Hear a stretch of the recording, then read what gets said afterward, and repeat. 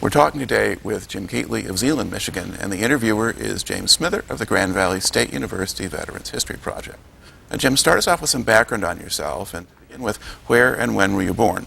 I was born in Bremerton, Washington, 1945. Lived in the state of Washington for about 9 months, then my mom and dad moved down to California, where I grew up. Now, there's a big naval base in Bremerton. Was your father working there, or did he just happen to be there anyway? My dad happened to be at there. He was an intern learning to be an engineer. Okay. And that's what he was doing with his schooling process, and machinist type of person. And when he got done with that, he got himself a job down at a Naval Ordnance Test Station in China Lake, California. That's in the middle of the Mojave Desert. Okay. So he moved my family and my mom and from a beautiful green state to desert and tarantulas and snakes, and Mom wasn't real happy at the time. How long did you stay there? He moved into an old mining town, Randsburg, because it was the only place they had, and they didn't have any houses on the base yet. And they were building houses, so he had to drive 25 miles to get there, and so Mom was in the middle of this old mining place, and I remember them telling us that the walls in the place were so thin that when the wind blew, the sand would blow right between the boards, and so Mom wasn't real pleased with that. And when they finally got a house, and they moved on to China Lake, and then went to school there and grew up there, and a really good place to grow up, actually, and left there when I was 17 and a half after I graduated from high school and went to college. Okay, so what year did you graduate from high school? 1963. Okay, and then where did you go to college? I went to San Diego State, and then I went to Bakersfield Junior College. Then I got drafted. Okay, now had you completed college, or were you just going part-time, or what was the... No, I was going full-time, and then I messed up, and they asked me to go someplace else, and so I went to Bakersfield to correct myself and get my life back together. And when I was at Bakersfield, they came out with a test that you could take a test, because going to college you were not going to be a draft or anything, but then they came out with this test. So all my friends got these letters and tickets to take these tests, and I never got one. And so I called up the draft board and told them what was going on, and they says, "Oh, well, we forgot, so I guess probably when the end of the school years we'll probably draft you." Okay. Now when you talk about them taking tests, was that just sort of the military aptitude test that you do as part of the, was that part of the draft registration process? Or? Yeah, it was it was before they had numbers and stuff, and they when you first went to school you were exempt from going to the military, and then they decided they were going to have to take some sort of a test. Well, I don't know what the test was because I didn't take it, but it was like an aptitude test kind of a thing. And since I didn't have it, they said, "Okay, we're just going to draft you when you get done with this year." Now, had you registered for the draft initially after you had turned 18?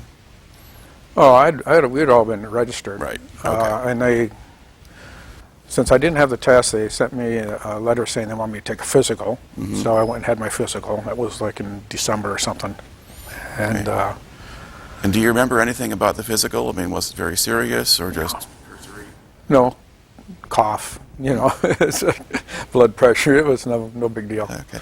Sometimes there are stories of people who tried to play games to beat the system when they went to the physical. Did you notice any of that, or was? No, I don't remember that. I just went and did what I needed to do and moved on, because I was still in school, and it was just something I needed to do because they told me to do it. So. Okay. All right. So when do you actually wind up having to report for training? Well, when I got done with school at the end of the spring semester, summer, I had a summer job, and I hadn't been notified that I was going to be drafted yet. So I got a job, and I was working in the mountains in California. And I knew that I was just waiting basically for the letter to come. And then my brother was going to get married, so I decided I was going to quit my summer job and have a week off, and then go to his wedding, and then I'd probably be drafted anyway, because it wasn't just imminent, it's going to happen. So I went to a wedding and then I was off work for a week, and then it was 2 weeks, and then nothing was going on. Didn't know what was going on. School was about to start, and I wasn't registered for school. I didn't have a job, and I was afraid if I got a job, then a week after that, and I'd tell the guy, I'm sorry, I'm done, I can't work anymore. So I'd be wasting his time and money to do that. So I called him up, the draft board, and said, hey, what's going on? And they said to me, oh, we're glad you called because we forgot about you. So I could have probably just kept on doing what I was doing. And now, had you used 4 years of deferment for school already? No. Okay. I had not. And so I had the letter in about 3 days. And so the letter, I lived out in the Mojave Desert, which was 135 miles north of Los Angeles. And my rules, the letter told me I was to report to the bus station in Ridgecrest, which is just outside of town, just outside the base. And I'd have a bus ticket waiting there for me, and I was going to ride the bus to Los Angeles, and I would report then to the induction center, and then it would just process. Okay. So we went down to the bus station, got the ticket, got on the bus. There was another guy there from another town close by, Trona. So we got to know each other since we were in the same boat, you know. So we ride the bus all the way down to Los Angeles, and when we get there to the induction center, it's down in the inner city area there. They had already gone through the induction process with the group that came in supposedly in the morning. And my introduction to the Army was that the two of us walked up to the counter. There's a bunch of parents and stuff in the hall, in the lobby and stuff, waiting, saying goodbye to their kids. And this Spec 4 was standing there and he says, hey, can I help you? And I says, yeah. He says, we're here to report for induction. And he says, where you been? Where you been? I says, what do you mean, where have we been? You know, the other guy's looking at me like, what's going on, you know? He says, well, we were told to report here this morning, and that's what we're doing. We're following the rules that they said in our letter. You were supposed to be in here at 8 o'clock in the morning, what in the world? And blah, blah, blah, blah, blah. And he's cussing at us and junk, you know, and his parents are all sitting there like, well, and we go, what in the world are we doing here, you know? And he just kept going on, and I says, hey, wait a minute. You know, we're not in the Army yet. Whether you like it or not, we're not. Don't treat us this way. Do us a little respect here. You know that? And he starts really yelling at me, you know. And I says, you got somebody else here that we can talk to? And by this time, there's a sergeant. He's come running over. What's going on? What's going on? And I take out the letter. I give him the letter. I says, we're doing exactly what we're supposed to do, and this meathead right here is really embarrassing me and giving us a bad time for no reason whatsoever. And so he read the letter. He says, oh, you got on the bus this morning? I says, yes, sir. Here we are. Okay, he did exactly what you're supposed to be doing. Johnny, why don't you go do something, you know? And then they processed through for that night. They put us in a motel for the night. Oh my goodness. It was an old flea bag. It was really bad. But we got a night's sleep, and then we went down the next morning, and we reported to what we were supposed to do, and they told us to go have breakfast someplace, which was right next door there. So they processed through, put us on the bus, and we went up to Fort Ord in California that day. So. All right. Now, what kind of reception do you get at Fort Ord? Okay. They processed through, we got there about mid-afternoon, and so they processed through paperwork and stuff like that, and they're going to put us into a barracks building for the night, and we now have probably 45, 50 guys, and of course they're just open barracks with the bunks, you know, stuff like that, and latrines, and of course I got assigned to a guard duty that night. Say my first night, so I get to be on guard in the middle of the building here. So I'm on duty between about 1 o'clock to 2:30 or something like that. And there was 2 guys that had brought us there and introduced us what we had to do and what we were supposed to do and what the rules were. And then they left, and so my turn, I'm on guard duty, and these 2 guys show up. And of course I'm in charge, you know, and these guys are Spec 4s. And they start walking through, and I says, hey, wait a minute, what are you doing? Say, I'm not a pushover. I've never been a pushover, okay? So they put me in charge. I'm in charge. And they says, no, you just stand around here and keep your mouth shut. We're going to do a little trolling around here. I says, no, you're not. I says, you're not doing anything. These guys are sleeping. Just leave them alone, you know. Well, just a couple, there was about 4 or 5 bunks down. There were, some guy had hung his bag up there, and he had forgot to lock it. It was open. And of course, they told him we need to lock this stuff up, you know. Well, my job, as far as I saw it, I'm there to protect that stuff, right? And these guys. So they started to walk up, and I says, what are you doing? Because I'm just walking with them, you know. So what are you doing? He says, well, we're going to teach this guy a lesson. I says, no, you're not. You're not touching that. And they says, you're nobody and we are somebody. And we're going to do what we need to do here. So you keep your mouth shut. I says, hey, wait a minute. You put me in charge here. I'm here to protect these guys. You're not doing that. He says, yeah, we are. Back off. I says, okay, fine. I walk over to the wall. I flipped on the light and I yell, everybody up. Everybody up. They're popping up. I says, these 2 guys are trying to steal from you guys. What are we going to do? Everybody, these guys, they're in the middle of the building. They couldn't do anything. I had 45 guys around these guys, you know, and they're going like, oh my goodness, what are we doing here? I says, no, you guys have an option. I says, it's 2 guys against 45. Or you can walk out that door right now. I said, the first thing I'm going to do, I'm writing down your names, which I did. And of course, they made the right choice, and they walked out the door. And I said, don't come back, because we don't want you here. Okay? So they left. The next morning, our sergeant shows up, Sergeant Kavanaugh, who was a drill instructor, and another Spec 4, and I don't remember his name. But they were the ones really going to be in charge of us and take care of us for the next 8 weeks. And he asked how things went, and so I told him. And he says, do you have their names? I says, just so happens I do. And he came back to me about a week later. He says, the 2 gentlemen that were in charge of you guys, they've been reduced in rank for inappropriate work, and appreciate what you did, and you're now a squad leader. And I became a squad leader. So that was my introduction to the United States Army. All right. Well, it sounds actually more rational than one usually hears. So, okay. What was the actual training itself like there? What did you do? Well, lots of running. It was good training in the sense. Physically, they did 2 things. They build you up physically, that you can deal with it.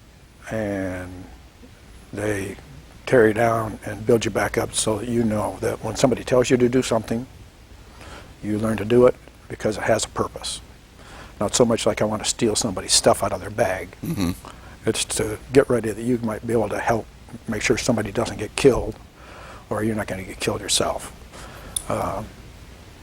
Physical training, well, for me, I was in good shape when I went in there, because in the work that I did in the summertime, I was on a state park trail crew, and we were building a brand new trail through a granite mountain.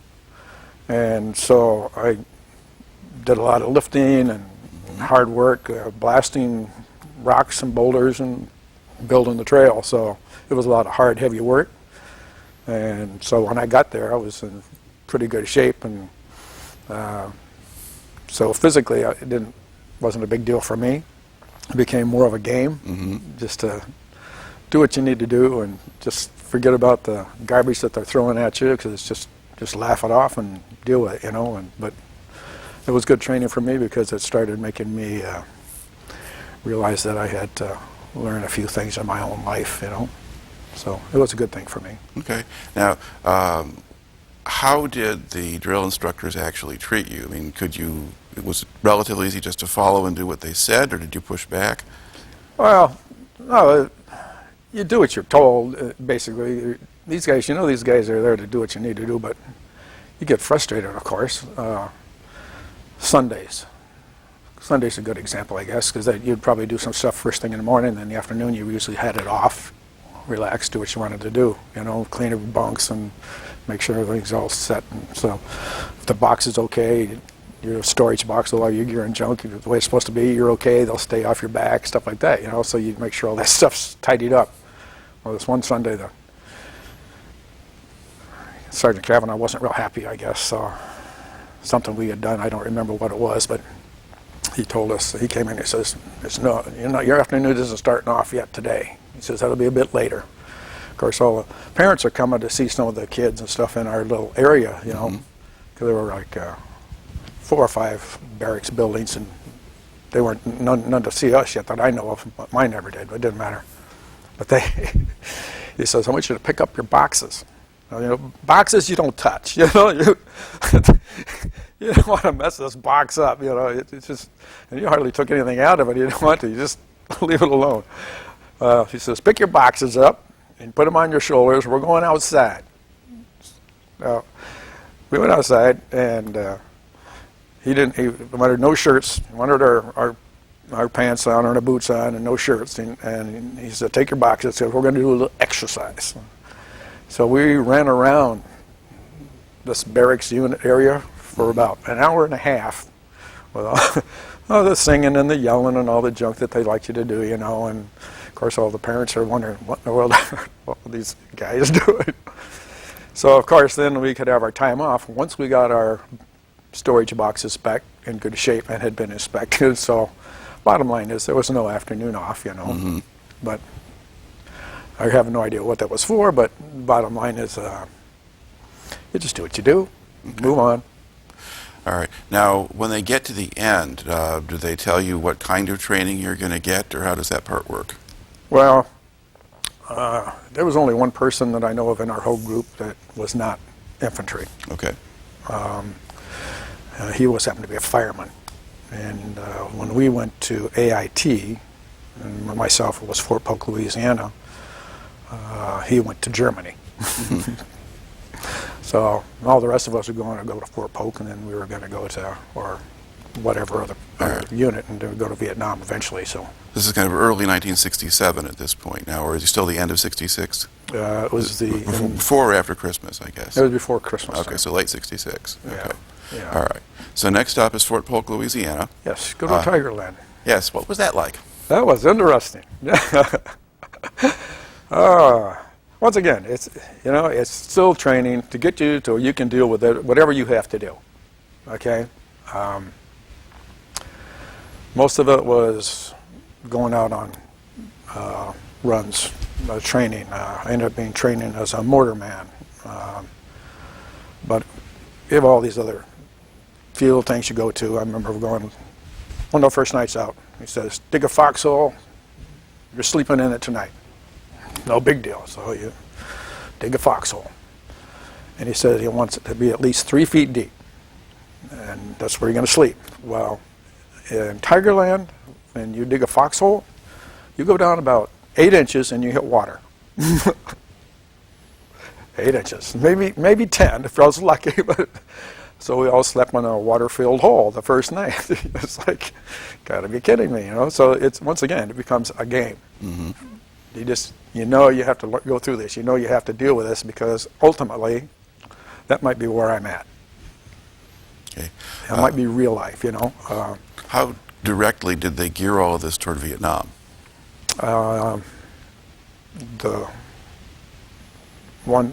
Being captive, they had an infiltration range we had to go through.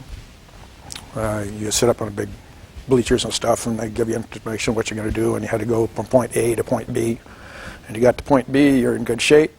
But in between here, well, Tigerland is swamps, marshes and woods, and you can't see anything. You hardly ever see the sky because the trees and junk, okay? So they had a map, and they showed where the roads were. So you just go from A to B. And he says, "You ready to go? See ya. Out of here. Next time we see you, it's going to be there, you know." Oh, by the way, if you get caught, you're going to the jail thing, you know, so the prison camp. So we were doing really well. There was about get in a group of 6 or 7 and try to be quiet and try to help each other out as teams and try to figure out what you're going to do together, work your way through. And we're getting close to getting done and walk right into an ambush. So we got grabbed. And they said, well, lucky for you guys, you get to, most of you guys will have a padded ride to the concentration camp. I says, oh, cool, you know. Here comes a 2.5-ton truck, a deuce and a half, pulls up. Poor guy, he gets 3 guys laid on the bottom across the deuce and a half. The rest of us laid on top of each other. That was your so we had the padded ride. Not the guys on the bottom, but I was fortunate not to be on the bottom. So that was our padded ride. I had about 4 guys on top of me. You know, we're going down these bumpy roads, and we finally get there, and they pull you off. And I remember you walk in, and the guy says, wants to know what your name is and what your company is and stuff like that, of course. Name, rank, serial number. That's what you tell them, you know. So that's what I told him, and he didn't like that. Next thing you know, there's some guy behind me, and I didn't know it. He was on his hands and knees, and some guy comes up and he says, when he asks you a question, you tell him. Boom, hits me right in the chest. Of course, I'm on my back because that guy's standing behind me, you know, and kneeling behind me. Then they grab me and they start dragging me away. I have no idea what to expect here at all, you know. They slapping me around a little bit and hitting me and junk, and I'm thinking in my mind and who I am, I know what I want to do because I'm a protector of myself. My dad always told me, avoid a fight all you can, but if you can't, you win it, you know. So, but in my mind saying, this is chill time, just behave yourself, you know, you're going to get through this thing. They finally drug me over to a post, a metal post, like a small flag post, about this big around. And they put my legs into Indian style. If I'm sitting on the ground, cross-legged like this, you know. And it's rather interesting because they put the post right through here. Okay. And my foot is here. Okay. Of course, this one is up in here. You're locked. You go no place. I mean, you can't do anything because all your pressure is outward like this. So if I'm like this and then the post is in here, you can't do anything. And then they want you to lay back. Well, that's a little hard to do, but I'm trying to lay back, and I'm arched back. My back is back like this, and my legs are killing me because that stinking post is in there. And then some guy comes over, and he jumps on my chest. I'm going, okay, so I'm on the ground now. I'm flat. Oh my gosh. And then he starts slapping me around. What's your name? Tell me what your name is. Banging, you know. And he finally gets up and he walks away. And this other guy shows up. And he weighs about 180, 190 pounds. And I'm now laying like this. Okay, I'm just sweating. Dirty, sweating. Glad they're gone. And he walks up. And he says, hi, what's your name? I tell him. Who's your company? I don't tell him, you know. And so he says, I asked you a question. Who's your company? And he walks around. He's standing over here, and I'm looking like this. He yells back with his foot, and he kicks me right here. Just, whoa, man. That woke me up, you know. That made me mad. And I like this, and he kicked my hands back, and then he steps on this muscle. He's standing on it. He's rocking back and forth, and he starts bouncing up and down on this muscle. Oh, yeah. It's like, I'm just sweating and sweating. I don't tell him a thing. Name, rank, sit. That's all I did, you know. And finally, he finally leaves. It's probably lasted 12, 15 minutes. I don't know. Too long for me, you know. It was not fun. And finally, this guy comes over, and he says, I'm Chaplain so-and-so. I says, oh. Fine, you know. He wants my own name. What he can do for me? Can you tell my company commander that I'm here? You know, somebody give me his company commander's name. You know, of course, I don't tell him that, you know. And he finally says, you know, you did a really good job today, young man. He says, I'm going to get your feet loose. And right over here, about 8 yards away, was a fence with a space about this far underneath it. He says, and you can scurry underneath there, go across the street and hide in the trees, and about 15, 20 minutes, there'll be an alarm going off, and trucks will come by, and they'll pick anybody up that's around. He says, when that happens, just walk out, get in the truck, and they'll take you on. Mm-hmm. Did I believe him? No, I didn't believe him. Just no way, you know.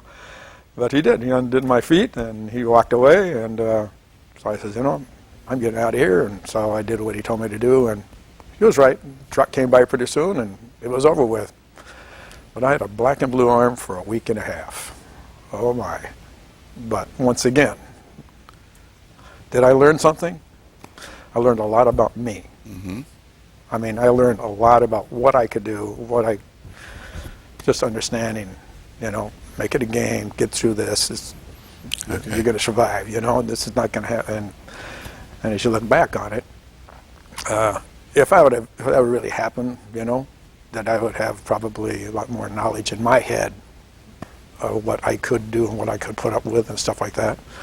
So was it fun? No. But was it worth it? Probably. Okay. But fortunately, I didn't have to experience that, you know. All right. So the psychological part is still there. What kind of weapons did you train on? We had, it wasn't the M16, it was the 14. M14? M14, yeah. Wooden stock. Mm-hmm. That's what we had. Mm-hmm. Fired the 66. That was a pop-up plastic rocket shoulder. Mm-hmm. Thing pops up. I think it was a 66. Okay, so like a law, I think what they call it, the plastic tube. Yeah. Yeah, that's what it was. Yeah, the law. And good machine guns? Or? Well, we did a 60 caliber, and we got to shoot the 50 caliber. Shot the old-time bazooka. That was kind of just fun just to do, you know. So you play a lot of games and stuff like that. So. And then how much instruction did you have on mortars? Oh, a lot of. You learn how to sight a man, shoot him off. How do you're calculating if somebody calls in and gives you a position, how to find that position, and then maybe have to readjust your stakes to adjust that to fire where you need to go. All right. Now, over the course of the training, how much do they actually tell you about Vietnam? Zip. Okay. Did you have the sense that some of your instructors had been there already? Oh yeah. Oh yeah. And their goal obviously is that you're going to survive. Mm-hmm. That was their whole point, and that was appreciated. But most people did a lot of complaining because they were always very uncomfortable because we're doing things that we're not normally doing, you know. And did they try to prepare you for some of the other conditions? I mean, to look out for booby traps or what to do in a village or anything like that? Well, you go through and they have like a camp, and they would have little holes, and they'd show the bungee stakes and things to look at. But understanding the dangers that they were there, but in my mind, I don't remember a lot of them for me to say, okay, I know this is here, I know that that's a potential problem, but to realize that you really better be paying attention was different, you know. Of course, they did the CS gas training, throwing grenades, a lot of map reading. When I was in Fort Polk, I took the proficiency test, and I didn't miss any questions, so I got the top award. So they gave me a weekend pass a week before payday. Mm-hmm. I didn't take it. All right. Did you get off base at all during AIT, or did you just stay there? I could have, because I had the weekend pass, except I didn't have any money. Mm-hmm. And the only place to go was to go to Leesville, and it was just a little burg. There was nothing there. And so it's no big deal. All right. So you get now to the end of that 8 weeks. Now what do they do with you? Well, when I was in AIT, I broke my foot. Okay. And I was it's called a marching fracture. And I went on, we were out in the field, and I went on sick call on the field. The guys were actually have to help me. I mean, I was a squad leader, and my own guys had to help me get from point A to point B. And so the day I was going to do on sick call, I remember we had a 2-mile march. And I'm going on sick call for my foot, you know. And so when I got there, then they had me walk over to where the sick call area was going to be, and I talked to a guy, and he says, yeah, obviously it looks like you have broken your foot. For you, no more walking. So any place you go, you're going to ride, period. And it hurt a lot. And so he said, why don't you go back and go to the training spots, and then we'll make sure you get back. So I said, no problem. So he gave me a note to make sure I gave to my sergeant. So got done with the training. Of course, I'm helping my buddies to help me to get where I need to go. And then it was on map reading or something for the day, whatever it was. And then we were headed back for our 2-mile walk back, and I had given my note to my sergeant. Well, he gave it to an E7, who was the main guy in charge of us going. And so he looked at me and says, why are you trying to get out of doing work? I says, I'm not trying to get out of any work at all here. I says, I got a broken foot. Your people already know I do. I just need some help. He says, well, you come with me. So I followed him up, and we got in front of the whole group. There was about 2 or 3 platoons. And we started marching back. And at one time, I really just wanted to flip my rifle upside down. And instead of doing that, I walked off to the side and let the platoons go by until my own showed up, and then I got in line with them, and they helped me get back the rest of the way. And then I had 2 days of KP duty until I got back to the main post. Then when I got back to the main post, I went on sick call, and he asked me, where is your group today? And I says, well, they're training on the mortars on the field. He says, oh, trying to get out of doing some work, are you?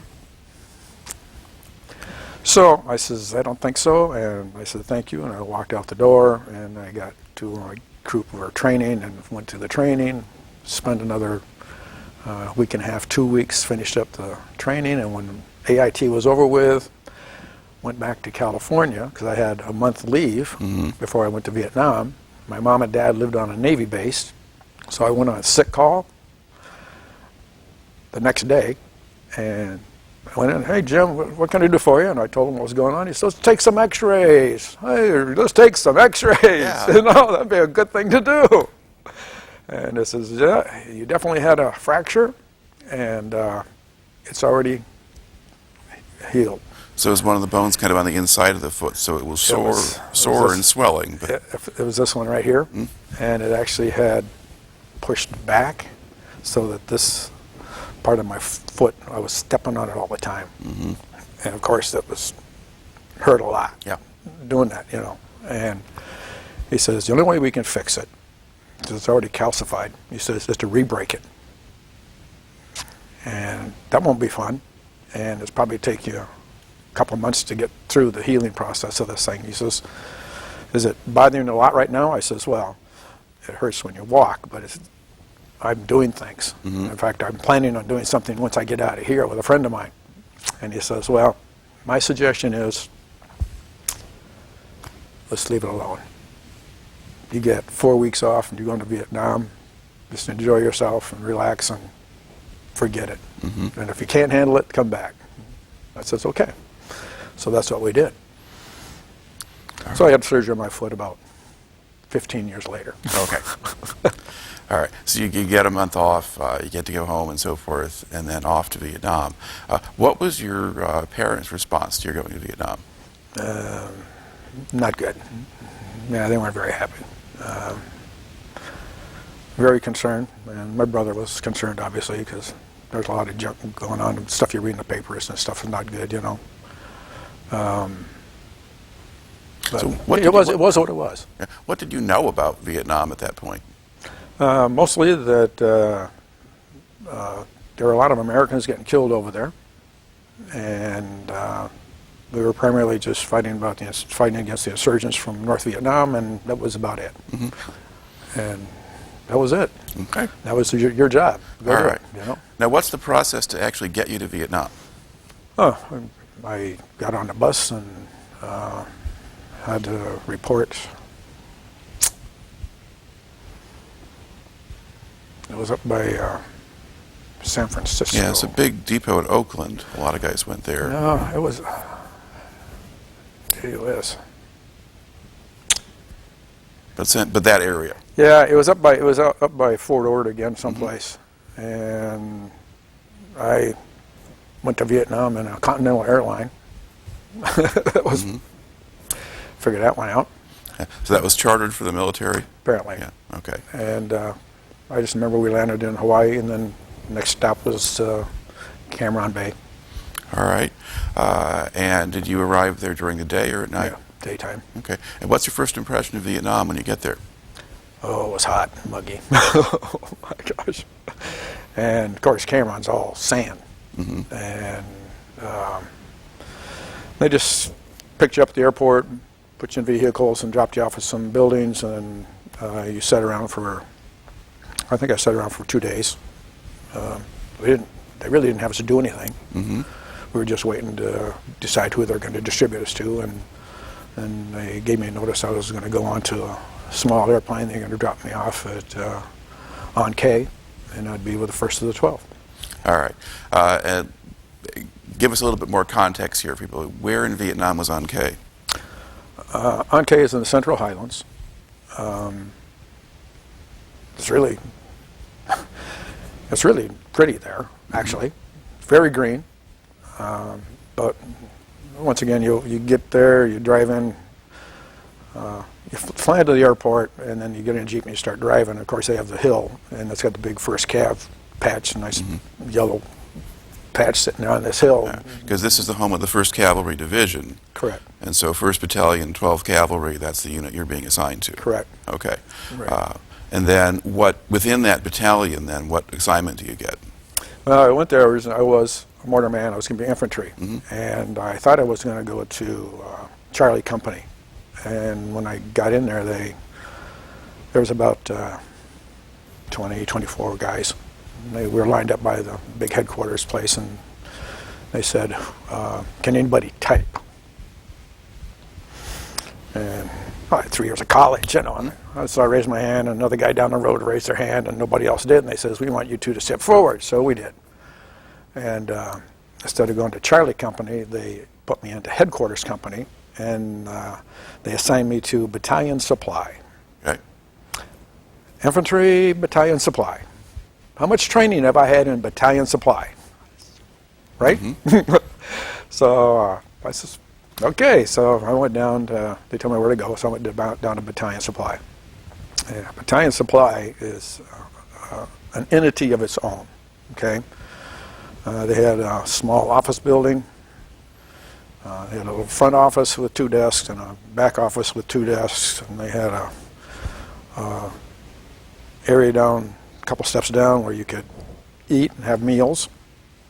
And we had actually built a little shower for ourselves with a 55-gallon drum fuel tank, and painted it black and let the sun warm it up, you know.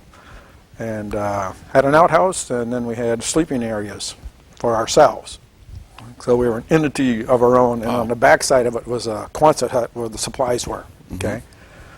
Well, my job ended up being where I took over company battalion supply clerk. Okay. Because the fellow that I was taking over was leaving in 4 days. So he had 4 days to teach me how to run a battalion supply. And I say that literally, you know, I was not the person in charge. There was a captain, a lieutenant, a warrant officer, an E7, and then me. And I was an E3, okay? And, but those guys were gone most of the time, okay? So what were they doing? Well, there was a myself as an E3, and shortly after that they made me an E4. And then another fellow, John, came in, and he was an E3, and I was training him. There was John, who was running the Quonset with all the supplies. And that was it. Mm-hmm. Okay. The captain and lieutenant spent most of their time out at LZ English, running supplies there, and there was an E5 sergeant. I don't know what his name was. I only met him a few times because I hardly ever saw him, because he was on LZ English, and my main job was to make sure the helicopters were loaded with the supplies that they needed. And the warrant officer was in and out most of the time, in and out. The person I had most of the dealings with was my E7 sergeant, Sergeant Osborne. And he was in the back most of the time, but oftentimes disappearing back to LZ English again, or one of the other LZs that we had to deal with. Now, where was LZ English relative to An Khe? Is this also still in the Highlands? Yes, yeah. It was, we'd go from An Khe to Quang Tri, and LZ English was over here someplace. Mm-hmm. Okay. It was about an hour and a half drive in a 2.5 ton. We're a Jeep. So made that trip several times myself. My job basically was to make sure that somebody needed something, they got it. Okay, so what was sort of a typical day like? What were you doing day to day on this job? Well, first of all, it took me about 4 weeks to learn the job. Okay. I mean, I spent lots of hours, because I realized I have a battalion here that's dependent upon somebody that needs to know how to get things, Mm-hmm. where to get them, and how to take care of things. The officers and sergeants were very supportive of me, helping me learn that process. Mm-hmm. But I mean, I would probably start out at 6 in the morning and go to bed at 1, 2 o'clock at night, get 4 hours of sleep. I'm back at it because I needed to know how to do this stuff. I got 1,200 guys, 1,000 to 1,200 guys, dependent upon this process. And these officers, even though they're running the process, running in charge of it, they literally didn't run it. I did. So you're the one doing the actual paperwork? Oh, I did the paperwork. I got the stuff. I made the deals. Oh yeah. Oh yeah. I mean, two officers are going to be transferred out. This is after I learned the process. Mm-hmm. Okay. 2 officers are going to be transferred out. They had just gotten through a massive firefight, lost a bunch of junk. I mean, just lost a bunch of junk. It's just gone, and the Army doesn't seem to understand. There are losses that take place, okay? Mm-hmm. But when you give supplies to a company, the officer in charge signs for it. He is now responsible for that, paperwork-wise. And so they came in, and they're going to be transferred over to another unit. Mm-hmm. But in order to move out, they have to get cleared off of this paperwork list, the paperwork. All right. Okay. So they came in there. Sergeant Osmond comes in, he tells me what's going on. He says, "Can you work this out?" I says, "Yeah, I'll take care of it." So I sit down and they tell me what they're missing. They had a fire, and so they burned a tent got burnt, and some of the stuff inside got burnt up, and some weapons got melted because they were plastic, and so. But money-wise, they're responsible. They're responsible. And cost-wise, between the two of them, probably about $8,000 to $10,000. Wow. That potentially come out of their own pockets before they could move over. And I says, "Okay." I says, "I'll get back to you." So I know where to find them. You know, they're not going anywhere. So I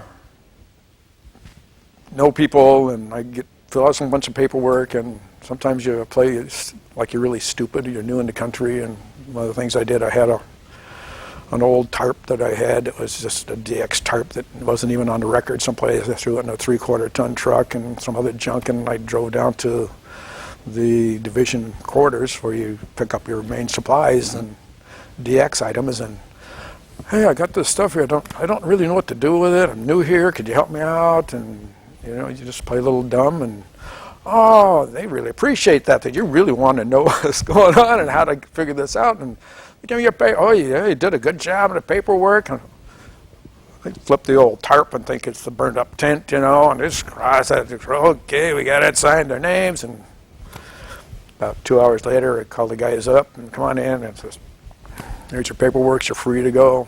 Have fun, but that's what I did. All right. That was the job. Okay. Now, how long did you spend at An Khe? Probably about 6 months. Okay. So kind of the latter part of '67 mostly, or were you still there into '68? Or? Let's see. Timing. Well, the Tet Offensive started at the very end of January '68. Were you still at An Khe then, or had you moved? No. In '68, you said, right? Yeah. Well, before that, we went to Dak To. Our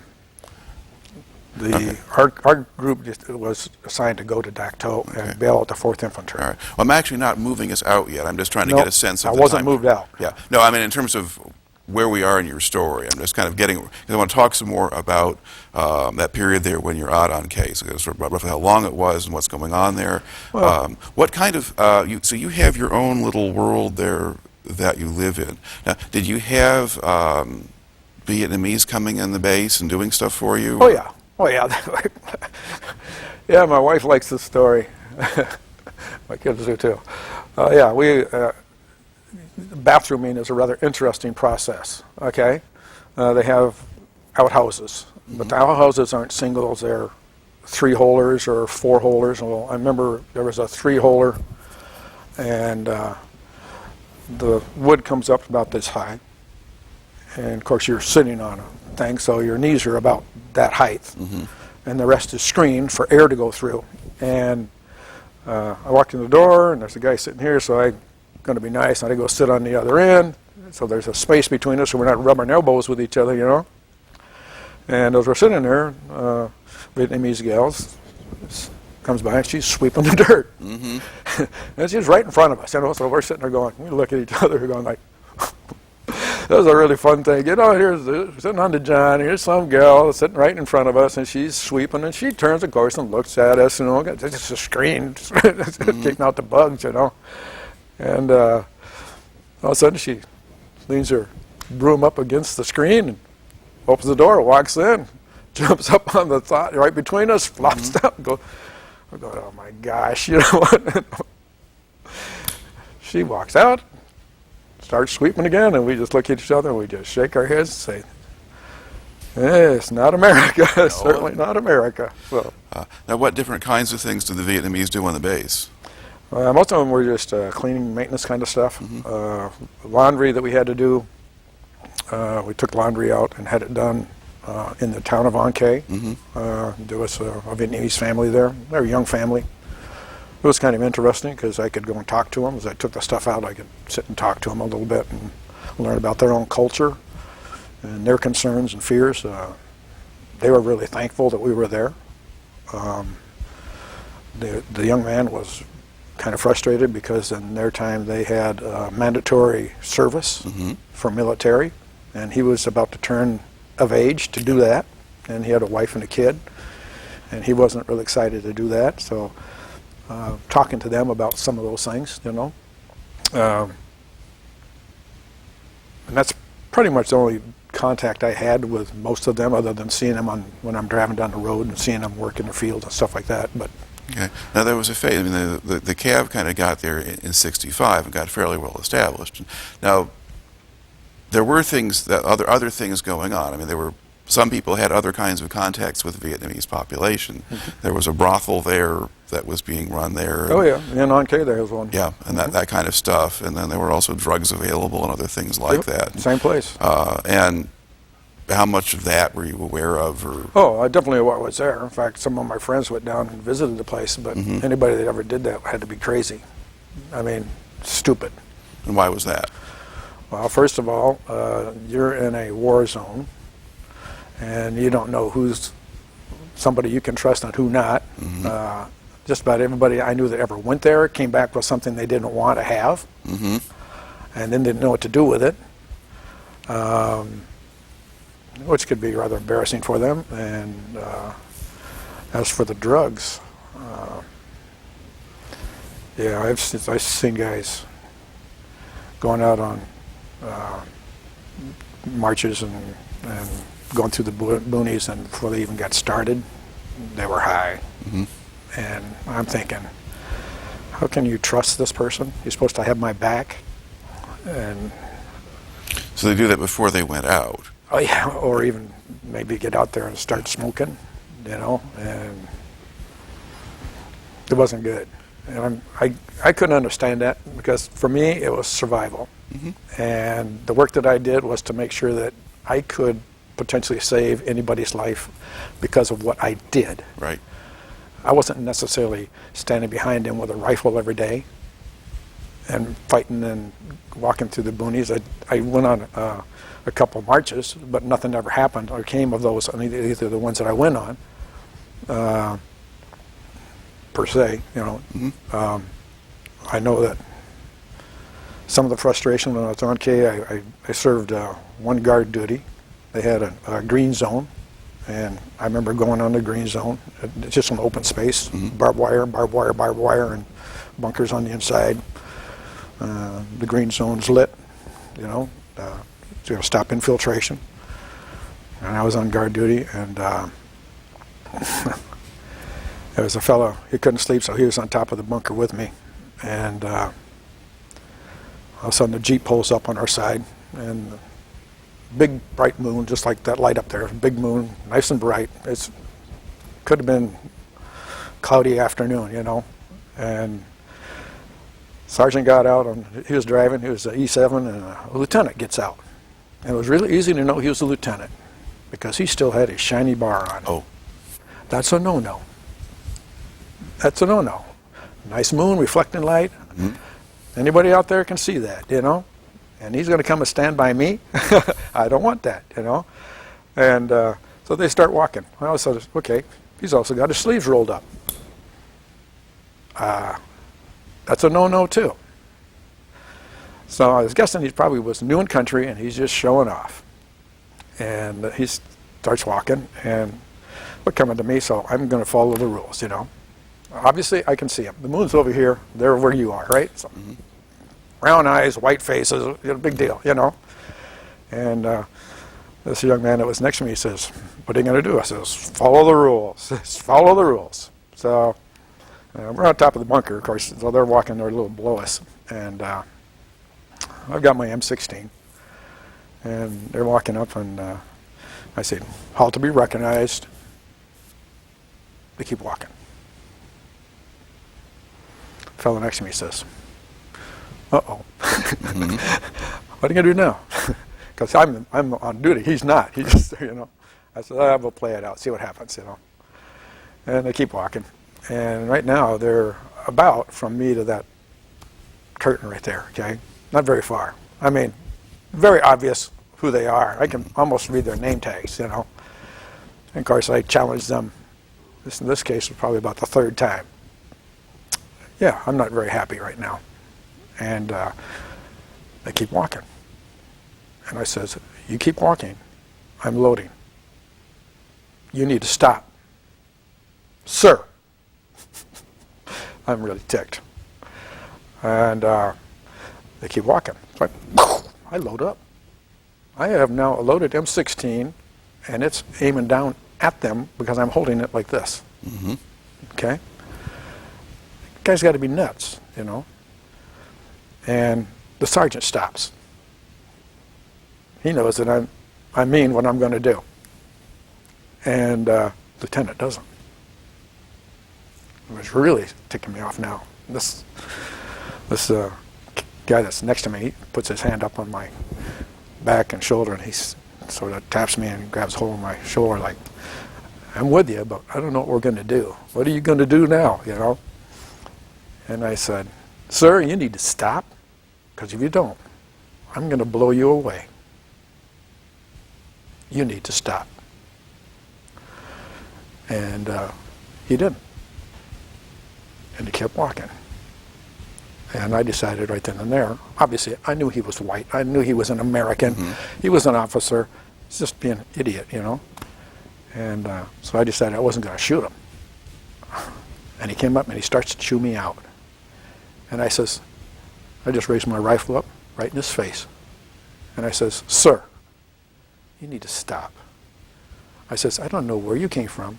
I said, "But you know how many Americans get killed every day in this war? And you're putting me in a position to kill one of my own? You got to be nuts." I says, "You're breaking the rule. You got your shiny little badge on. You got your sleeves up. That's mosquito problems with malaria." I says, "Don't you know the rules yourself?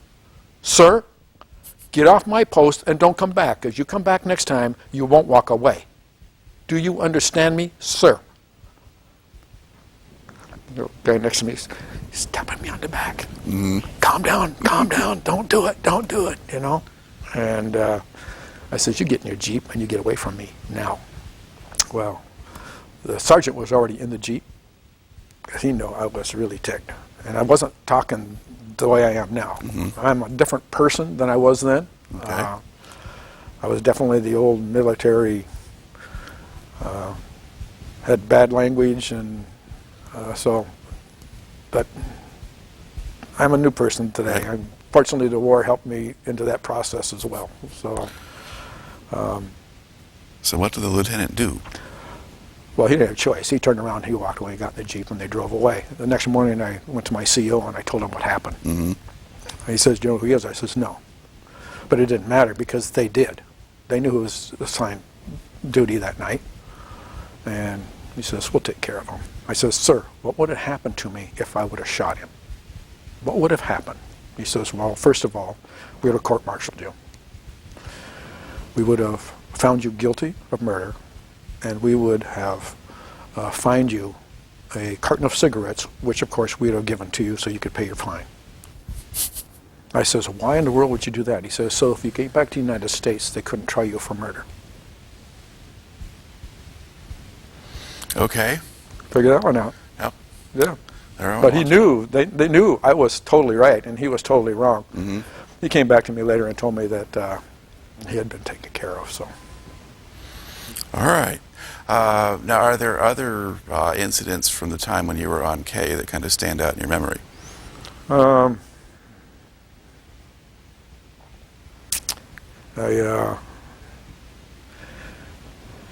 Being in supply, I could get lots of things. I had to get a lot of things. They'd come in and tell me that Colonel wants such and such and such done. I said, "Well, we're not authorized to have that, or it's not even on our books." And they said, "The Colonel said he wants it." Okay. So you figure out how to get that, okay? And I did just a bunch of junk like that. One day he had let me know that he needed, well, I needed to get a bunch of uniforms and stuff. He wanted a change of uniforms for every man in the battalion at least once a week. And he wanted to have socks changed at least twice a week. 1,000 to 1,200 men. You get the picture here? Okay, where are you gonna do? How are you gonna do this? Where are you gonna get the stuff? And the bottom line, you know, these guys, they walk through the boonies, so they walk through the fields. They get wet shoes. Now they got fungus on their feet. They can't dry out. I mean, the range. They need to have a way to. So his goal is, he can rotate people through. We'll be able to get changes. We'll at least give them some comfort during the time. So I worked it out. Okay, I worked it out. I got the tent and I got the supplies and I sorted it out. And I got some guy that wanted to be out of the field and I set him up so he could run it. He could manage it, which he was very happy with. He's not going through the boonies, not getting shot at anymore. And the colonel came through one day, and I had enough supplies that I could change everybody's socks every day. Every day, okay. And once we had, and the pants and clothes and stuff like that, at least twice a day, every size. Okay, I mean, tent was full. And this guy's job who was running it was also when the guys brought it in and changed, they could take it down to the place to get all the stuff washed and cleaned, and then back and then recycle everything all the time. So once it was set up, it ran by itself. But I asked him if he wanted to have, the colonel wanted a pair of nice socks, and he says, I don't wear OD socks, I only wear white socks. White socks? Great. So he just gave me a bad time, you know. He was pleased with what I did, so he just gave me a bad time. So I was talking to Sergeant Osborne, my sergeant, and he was always getting packages from his wife, and his wife always sent him medium white socks.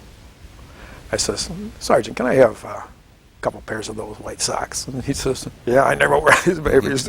It's like the flashing of a tail of a bunny rabbit running away from me, you know, you get shot at with them stupid things, you know. So he gave me a couple pairs of socks, and I got some cold beers, and I put a can of beer in all the socks. So I had 4 socks and 4 cans of cold beer, and put them in a brown bag and hopped in the Jeep and found out where the CO was, and I drove down there and talked to this guy that met me at the door, and I says, hey, is Colonel here? And he says, yeah, he's here. I says, well, why don't you deliver this package for me, will you? So he took the package of the white socks with the cold cans of beer in it, and as I'm driving back, he had called my captain and says, chew that Keatley out. He says, I tried to put the socks on, but there was something in the toes and I couldn't get my feet in them. Relationships, right? Did a lot of things for those guys, and they appreciated that stuff, which was really nice, you know. Did you have a kind of network set up around the division so you knew the other clerks or things like that? Did you swap stuff back and forth? Me? Oh, yeah. Not just battalions and stuff. I had an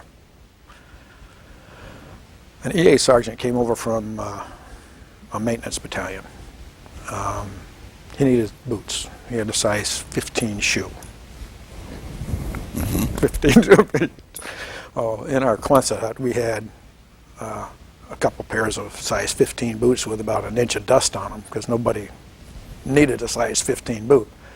But he came in and he says, hey, at this time I was an E5 now. And he said, here's a story. He went to his place and he asked for them, and he says, look, you were authorized so much stuff, you were giving it to you, when it came over here, you're stuck, period. He says, I need a pair of boots. Mine are worn out, they split on the sides. I said, then why don't they give them to you, you know? I says, come on, Sarge, let's go back. So I went in the back, and there are the boots, and I just told the guy back there, I says, I'm taking these boots, you know, and he says, yeah, no problem. I took 2 pairs of boots, and I hear Sarge, give your feet a rest, and we got rid of the boots, and he got something he needed because his were shot. So he was really thankful, you know, and he left. Well, he was in charge of, he was a cook at this maintenance thing. And about an hour and a half later, a 2.5-ton truck with 4 guys drives up to remember, our building is a separate building. We didn't eat with everybody else. Right. I mean, we did our own things. They offloaded a refrigerator, about 20, 24 cases of pop and beer and chickens, frozen chickens and steaks. And he says, the sergeant says, when it's gone, just call. It was a contact for 2 pairs of boots. For me, it was the food and stuff wasn't necessary. It wasn't meaningful in a sense of what it was. But for me and what I did, I knew somebody that knew other people could help me with my system. Right. And was kind of, for me, it was really great. But what was really frustrating for me is there was a lot of guys in my position that got that stuff, and then they would take it down and sell it on the black market. They didn't care about the other guys. Yeah. They didn't care. Me, it was all about our guys. I remember I had I just sent a bunch of supplies out to LZ English, and we had a guy, they had a tent out there, of a supply tent, and there was a guy in there running it, and he was a PFC, and he didn't know me. The sergeant that was out there, he got him out of the field and put him in there and helped him run that thing. And I had just sent about 300 cleaning rods for M16s. Well, you know, you need to clean a stinking M16. I mean, they're not good for, you think about it and they jam up on you because they're junk, you know. So they needed to have things to clean their rifles with. And I just sent them out there. And I had this friend of mine, Dennis. We went through training together, and then we went to Vietnam, and then ended up being the first 12 together. And he came in out of the field. He says, "Hey, do you have a cleaning rod?" I says, "Yeah. Go back in the back, and Jerry will get it for you." I says, "What's the problem?" He says, "Well, I went to the supply tent and said I couldn't have one. I had to have a requisition form." I said, "What do you mean you need a requisition form?" Just about everything in that tent was not on the records. It was freebies. It was there for them, for survival. It didn't matter what it was. A poncho liner, give him a poncho liner. If he needs a poncho liner, it rains, you'll freeze your tail off. You say, well, it's hot and muggy and warm in Vietnam. I tell you, when it rains, it's like standing outside today. It's freezing, you know, because it evaporates and you just shaking like mad. So that stuff was just there, okay? I says, you shouldn't be able to get any of that stuff. No records. There are no paperwork out there. What are you talking about? So that's the way it is. So that kind of ticked me off, see? So I hopped in the Jeep and I drove out there to Hills English, an hour and a half drive. And I went up there and remember, this guy doesn't know who I am. He's seen my name. Yeah. Because I signed a lot of paper stuff, you know.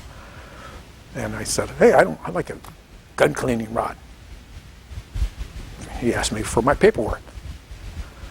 And I says, what do you mean paperwork? I need to clean my rifle so I don't get killed. And he got all huffy, and so I reached out and I grabbed him. And I says, I am Jim Keatley. You see this? This is me. You see my name all the time. I am your boss. I run this place. You don't. If somebody comes here and wants anything, you give it to him. Your job is to make sure he has a chance to survive.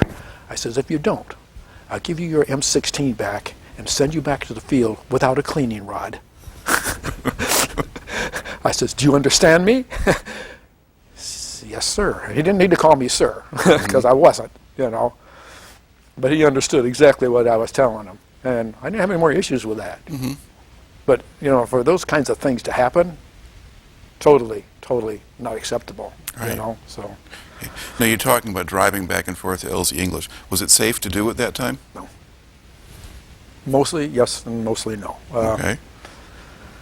I remember one time I'm driving along and I have incoming fire from bamboo forest over there, and everybody stopped, and there's probably like 5 or 6 of us vehicles that we're in trouble, you know. And so I remember sitting behind the front wheel, and I got an engine here and the wheel, and they're shooting. At least I got someplace to hide, because you don't hide in a Jeep. I mean, you don't hide, you know. And finally, a track vehicle came up with a machine gun on it and just mowed down the bamboo, and then it was over with, you know. So. The other problem, of course, is the roads are red clay, and you get vehicles running through there. It's like driving through the fog, except it's red dust, and you just hope you don't run into somebody, you know. But yeah, it was a interesting trick. You knew that you never knew what was you were going to come across. Okay. Now, I mean, would people get hit sometimes, and did people take casualties going back and forth? Oh yeah, oh yeah. I had mirrors shot off the window one time, so that was pretty close. I didn't know where they came from. And would vehicles always go in groups, or would you sometimes just go by yourself? No, I just hop off and go, and then you might catch up with somebody. You might catch up with somebody, or Pass people once in a while, but there's a lot of vehicles. Sometimes they're parking on the side of the road because there's one spot, it was kind of a way station. It was kind of like a restaurant kind of area where guys could stop and they could get a hamburger and things like that. And I remember stopping there one time, and we needed a 1.5 ton water trailer, and I was out with a friend of mine, and we found one, and it ended up being used to shuttle drinkable water to our men in the field. And it was long gone, just disappeared, you know. It might have been interesting to see the fellow's face when he came out and realized that it was gone. But reality is, we needed to have a way to get water to the people, and there was no way to do it. And once again, it was a matter of survival. And so that's what we did. So the way station kind of lost its trailer? Well, somebody who was parking there having a hamburger probably did. Oh, okay. They're taking it back and forth, so they went away. Okay. Now, did the An Khe base get attacked or infiltrated while you were on it? No. Dak To did. Okay.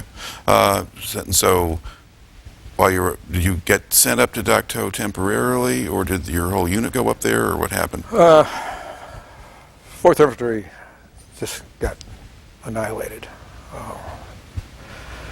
The day before, maybe 2 days before we went up there, I was talking to a Spec 4 in my office. He was in charge of his company of 21 men. You understand that? Yep. Because a full-strength company at that point normally would have had 100 and some in it. About 200 guys. Yeah, the paper strength. In charge of, with a lieutenant or a captain. Captain, yeah. And he was a Spec 4. And he was the top of the line of 21 men. That was it. And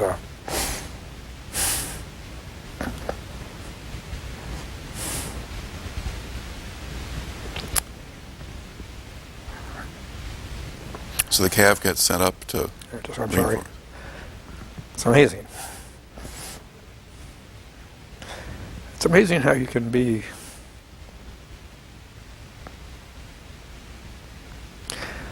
you've been gone for 45 years and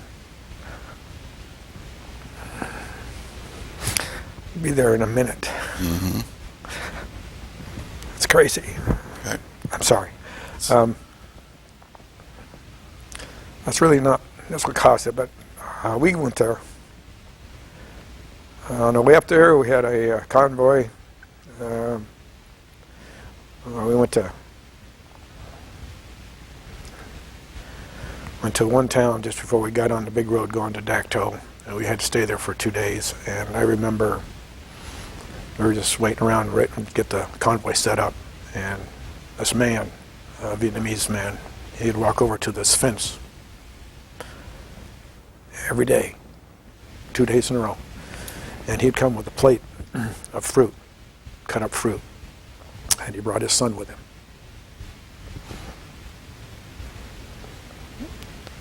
And he wanted to have his son know that we were there to help them survive, to help them have a better life. And he shared his fruit.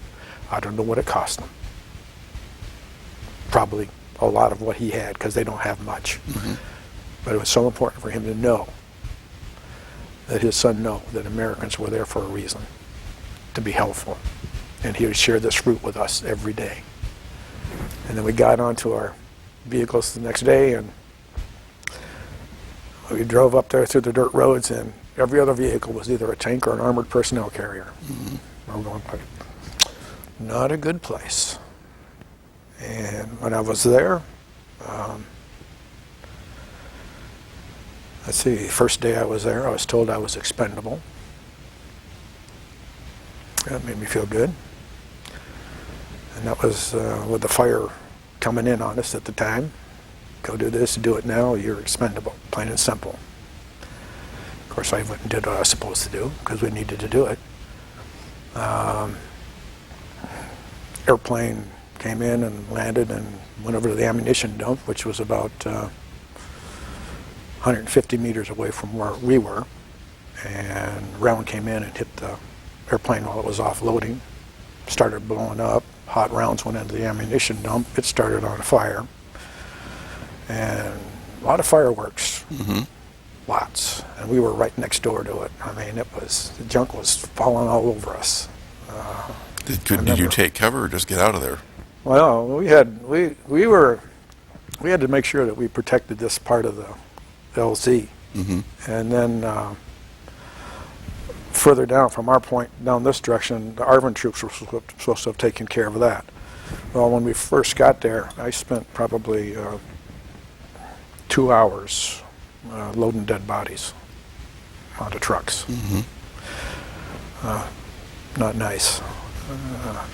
And one thing that worked out for us is that when they came in, we had also got their weapons. And so we had some extra machine guns. Well, for a supply person, that's money. I mean, that's bargains, that's trades for other people, for officers that are responsible and they have signed for machine guns. Well, then I have a really good gift, you know. And so we had some extra firepower, big time. And a couple of cooks walked down where the ARVNs were, just checking what was going on.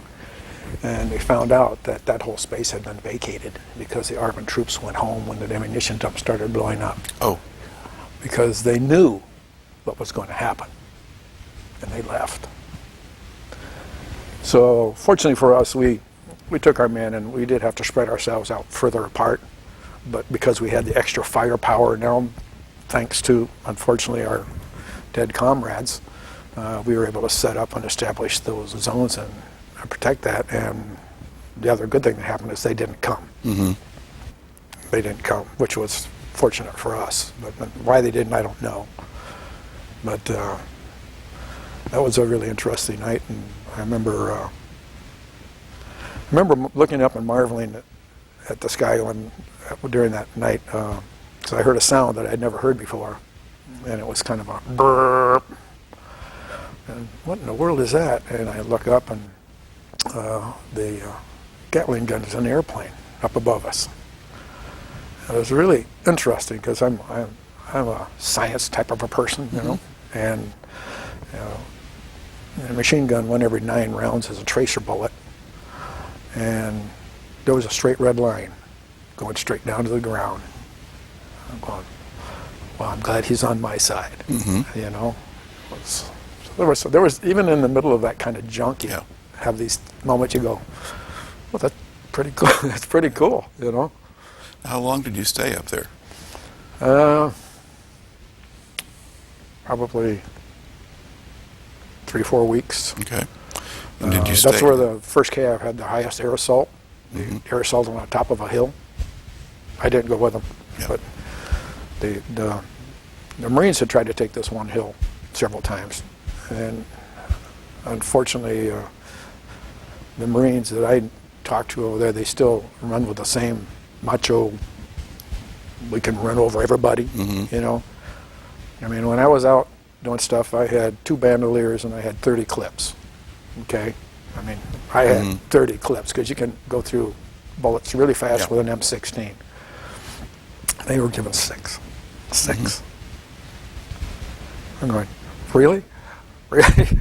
Well, they've been trying to take this stinking hill several times, and they finally called us in to try and help them out. Well, the first thing we did is we blasted away with them with our artillery stuff, and then our gunships came in, and then we landed on top, and we went down the hill instead of running up the hill, and we took that thing in a day and a half. And these guys have been running up and down that hill so many stinking times, and how many guys got killed, I have no idea. But I said, you know what? I'm really glad I'm not in the Marines, that they have to put up with this stuff. Now, maybe they like it because they think that's real macho. But in the Army, They really. But they also weren't always as well supplied either. No, they still. When I went up to Quang Tri, and I used to go up to the Marine base, and did my thing up there with the Marines. They would get mortared and rocketed, like at 12 o'clock and 4 o'clock every day from the DMZ. But they just move into their bunkers and they'd hide and shut down for an hour. Well, I would drive in right about the time it started, see, because I had some deals I had to make and business to take care of. And you drive in there, and they still got the old World War II guppies for helicopters. God, my goodness gracious, you know.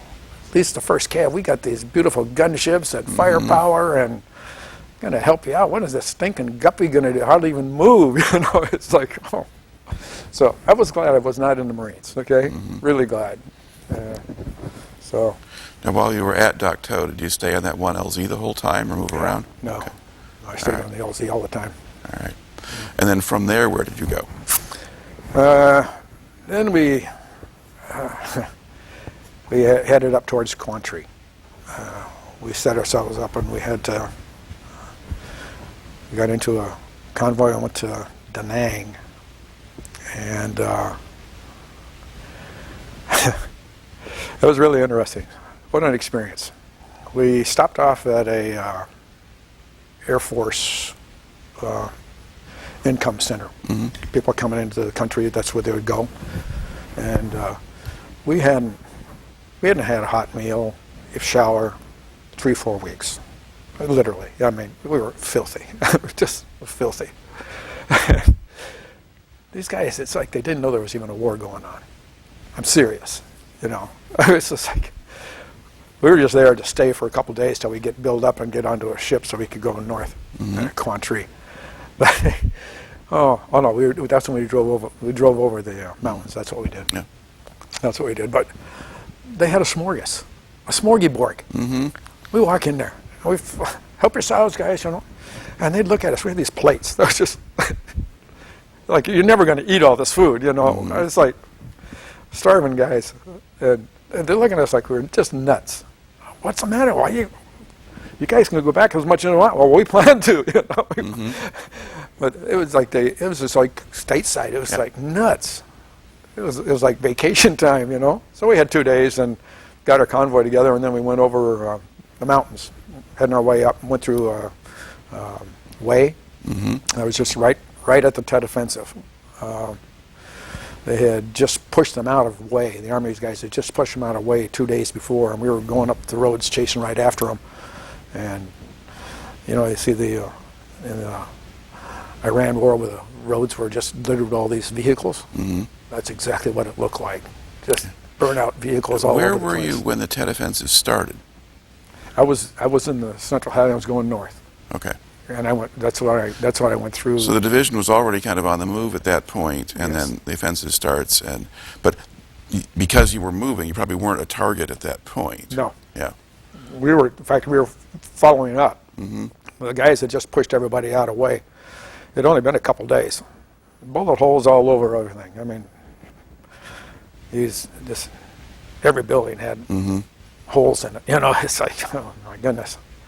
And we were going up. Some of the vehicles, they were still burning and stuff, and so we just kept going to where we had to go. And that was Quang Tri. And I don't know what base we went to, but that's where we set up. And then while we were there, they had a major, I don't know all the facts, or even if it's true, but there were, the stories were that there was this 2 big groups coming down out of North Vietnam. They were going to go into Quang Tri, and they were going to wipe it out. Quang Tri was very much Catholic from the French, and the North Vietnamese associated that with us, capitalism and stuff, you know. And their goal was to go down and wipe out the city, men, women, and children. They didn't care. They were just going to wipe it out. And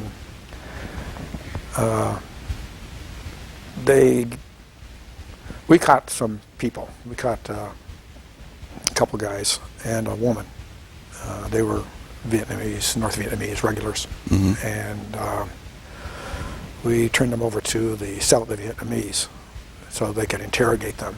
And they took them up in a helicopter. And this is story-wise, okay? That's what they say. They are asking them about questions, interrogating them in this helicopter. And the guys were willing to say some things, but the woman obviously was the one that was in charge. And she would apparently rag on them like nobody's business. And so she disappeared. And then the two guys couldn't shut up, and because of that information, the South Vietnamese passed that information on to us, and there were basically 3 regiments coming down, and because we knew about it, 2 of them were military and 1 was a backup support system, and they pretty well killed them all because of that information. It was last stated that about the last 200 or 300 were running along the beach trying to get back to North Vietnam when they were caught by the gunships. And because of that information, they were able to save a city of a lot of women and children, you know. So how much fact that is, I don't know. Yeah. Was that Okay. reported as something that happened at the start of the Tet Offensive, or was That was after the Tet Offensive. After, Yeah. but it's one of the follow-up operations and things, because the North Vietnamese did follow up in a lot of different ways. I mean, there were later things going on for some time. But we just happened to get that information apparently, and it was to help us out. But even then, they had certain rules for villages. You can't shoot up certain villages. Right. You can't do that. I happened to be in the headquarters, and they were having an issue with. We had incoming rounds, and they were coming out of a small village of about 5 hooches, and you could see the smoke, boom, mortars coming at us, you know. And the gunship was up there and says, "Hey, this is what I have. And there's fire coming out of 2 buildings. It requests permission to shoot." And I said, "No, you can't do it.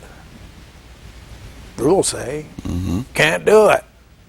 He says, "What do you mean? They're incoming rounds. They're trying to kill Americans. We need to get rid of this. We need to stop it." And he says, "Oh, you can't do it. We'll have to work it through some other way." And he says, "To heck with it." We opened fire and stopped the thing. They went in there and they had 2 mortars. They had a recoilless rifle, a couple of machine guns, because of a rule. It's like, I was sitting there shaking my head. I said, "I don't believe this. How can you have these kinds of rules?" I know that we had some of our groups had crossed the DMZ. That's a no-no. Yeah. Major no-no. But one of our groups went across, and there was nothing there. I mean, once they were there, there was nobody, and they could go around the backside and come back in and do a lot of damage on the North Vietnamese, you know, out of position, because we weren't supposed to be there, and they knew we weren't supposed to be there. And they were told by their COs, "You get your butt back here, get back." And it wasn't a war we were ever going to win. They had too many rules of engagement of what you could not do in a war. How did you do that, you know? How much did you ever see of the South Vietnamese military? I only had the one with the Dak To. And then there was another one. Oh my gosh, I think I was at Pleiku. We had come in and we had stopped for lunch or something, and there was a South Vietnamese armed group there, and they, some of them came over and they stole some stuff out of our packs, okay? And so we started running to catch up these guys, and so we're going to get the stuff back. And they ran into some hooches and stuff, and we went into the hooches and tried to find the stuff, and we found some pictures and things like that, because they maybe took somebody's I don't know what they had, Yeah. but there was a picture of some American woman and her kid and stuff like this, you know. And so we took the stuff back, kind of like a wallet that the guy had, and we came back out to the hooches, and right across this little creek was an ARVN group with a machine gun, and they were panning us with that stinking machine gun, and they just stole from us. So for us, liking the ARVN troops, our group, we didn't. We had no respect for them, because any incidents I ever had with them, they were just a pain. The ones that were really good, going towards Dak To, we stopped off for a break in Mountain Yards. Oh my gosh. Those people liked Americans, and they were fighters. And those were the hill tribes. They weren't ethnic Vietnamese. They were the other groups. That's right. Liked us better than the Vietnamese. Oh yeah, they were the fighters. They would do whatever you asked them to do something to help you out. They were there to protect themselves and their country and their lifestyle, and they didn't have much. They had little hooches on stilts, you know, and didn't have much for clothes, and but they were dedicated people to fight for the country. Now, when you were moving between bases, especially when you were on your way up through Da Nang and Hue and going north, you got a chance to see if some of the more built-up areas of South Vietnam, or the more populated ones, as opposed to where you'd been. What sort of impression did you have of those areas, of the way of life there? Well, Kon Tum, on the way to Dak To, went through Kon Tum. The areas in which I saw of Kon Tum, the buildings were more like mud plaster buildings, usually painted or orange or brown. A lot of them kind of stucco-y kind of. There were no fancy buildings. I mean, no five-star hotels, any of that stuff. Quite busy. I remember driving through there.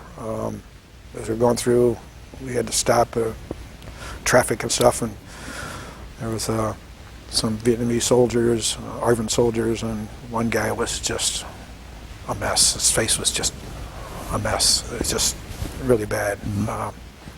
He had had some problems, big time. And so we were talking about this guy, and we had a ARVN person with us, sort of an interpreter guy. And so he jumped out of the truck and ran over and talked to him for a minute because we were curious about what was going on. He came back and he says that the guy that was all messed up, I mean, scarred and like he'd been burnt and really, really bad. He happened to be an ex-NVA who had been caught in a firefight with one of the gunships, and decided he didn't want to ever do that again, and so he decided he was going to fight on the ARVN side. And I'm going like, you're going to trust that? Are you kidding me? But he was a mess. It was just, so once again, you really learn the respect of weapons and what weapons can do. And, okay. Now, were you up in the Quang Tri area at the point when your tour ended? Was that the last place you were, or did you move on from there? No, I was at Quang Tri, and that's when I left. Okay. Now, over the course of the time there, did you get an R&R? Yes. Okay. Where'd you go?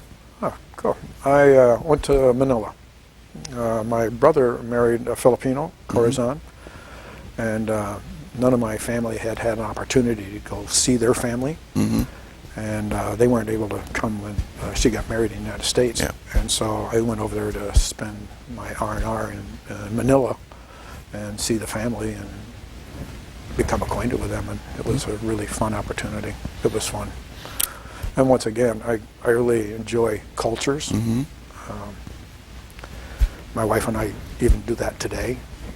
We happen to be host families for international students for Hope College. And we have 2 of them this year, which is Honduran, Jean-Luc, and GE, which is the Chinese. And we just learned tons about their culture because of our interactions. Well, for me, I got there and to see what kinds of houses they live in. They gave up their husband and wife gave up their bed. It was mattress about like this on a wooden bench, and they had an open window, no window on it. It was just an open thing because the temperature's there and stuff, you know. And but they just showered me with love, and I needed some of that at the time, you know. And I remember going down for breakfast one morning, and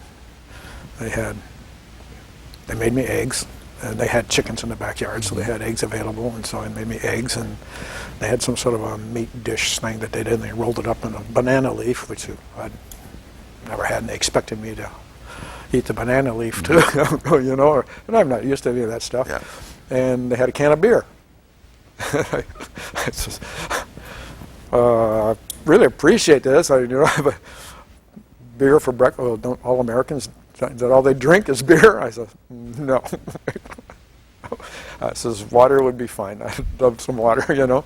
But just they didn't understand American culture either, say, and so just those kinds of things was a lot of fun. And I remember Grandpa Desamito, he sat down with me one day, and he told me a story that during World War II, when the Japanese came into Manila, and all the things that were going on, and they had taken me to a fort, to see a fort that they had, which was really, it's a tourist place you can go to today, you know. And they had done that the night before, and he came and he was talking to me about that, and he was saying that one night he was walking home, he was working, and it was after curfew, and the Japanese had already taken over, and he was walking by a shot-up building and burnt-out building, and he saw something glitter. He didn't know what it was, so he walked over and picked it up, and it was a rosary, a piece of a rosary. And it only has about this much left of the beads on it, and he had tied it, and then it was the rosary itself. And they're Catholic. And so he was looking at it, and as he was doing that, a Japanese soldier yelled at him, "What are you doing?" You know, and so he hit it, and he said that night he felt like he was pretty lucky that he got away without getting killed that night. And so he got home, and so he had this, and he gave it to me. Wow. And I still have it today, you know. But he just wanted me to have a memory, a keepsake of his family, and his talking about what had happened to him was a relationship to the things that I was dealing with as well at the time, and he just wanted to do something good for me, which he did, and you can see that. Yeah. All right. Now, because while you were in Vietnam, how much contact did you have with people back home? Lots. I wrote Mom about my mom once a week, and then when John, after I first got into Vietnam, and I started over to Supply and doing all this stuff, and then about 7 weeks later or whatever, John shows up, and I start training John, and one day John got a letter. He was engaged to a girl in America, and he got a letter, and it was a birthday card, and it was signed by 2 girls. And I says, John, here you're engaged, and you're getting letters from other girls. What are you doing, John? You know. He says, hey. He said, these are just friends of my girlfriend, my fiance, and they're just. I says, hey, maybe I can write one of those girls, you know. He says, well, one's engaged, and the other one's just a friend. And I says, well, what's her name? And he said, it was Marlis. And I says, okay. He wrote her a letter. I says, maybe I'll write her a letter. Well, he wrote her a letter and says, hey, do you mind if Jim writes you? She said no, because Mara would write letters to anybody. She was writing to everybody all the time. So I wrote her a letter. And as it turns out, we just wrote. We never were going to meet each other. We'd write about whatever we wanted. She told me one time that if I was going to write the way that I was writing, that I didn't need to write anymore because she didn't like reading some of the words that I was using. Oh. Because I had a rather bad vocabulary. And I accepted that. I said, oh, I'm sorry, you know. And we kept writing. And she's a Christian, and I wasn't. And so we often talked about faith and why she was a Christian and what it meant and stuff like that. And one day when I was on our way up to Quang Tri, we were at Da Nang, and we were in our area there, and I just walked around one day, and there was a tent. I didn't know what it was for, and I walked into this tent, and there was about 24 folding chairs on it, and a cross in front of it. And I just sat down. There was nobody there. I just sat down. It was quiet, peaceful, and I just sat there for 5-10 minutes and got up and walked out. Didn't know why or anything, okay? And it's kind of weird because you got to remember, I was raised up, you know how to take care of yourself. In Vietnam, I slept with a loaded M16, bullet in the barrel, ready to go. Things changed. My perspective changed. And I started looking, something, I need some support somehow, because I can't do this by myself. Then one day I was in that tent. I had no idea why. Didn't mean anything to me, and at that time. And then I left, and the process, we're still writing these letters, and we're talking. And I wrote to her for 9 months, at least 9 months, and eventually we were writing almost every day. It took about 15 days for a letter to go, if we wrote every day. And then when I got out of Vietnam, I got transferred to Fort Carson, and she moved from Minneapolis to Boulder, Colorado. So I said, well, maybe I might as well meet this girl. So I had a month off before I had to go back to Fort Carson, and so I drove and I went to her place, and she had an apartment with another girl. And I remember when I went to Vietnam, I weighed about 150, 155 pounds. When I got back, I weighed about 133. Still wearing the same clothes, And I drove up, and I went and knocked on her door, and she had to step up to get into her apartment, and she's my height, and so she's really tall. She opened the door, and she says, "Jim?" I says, "Yes." "Marlis." She says, "Yes, can I get you something to eat?" And that was our start off of face-to-face conversation. We knew each other so well, because we wrote about everything.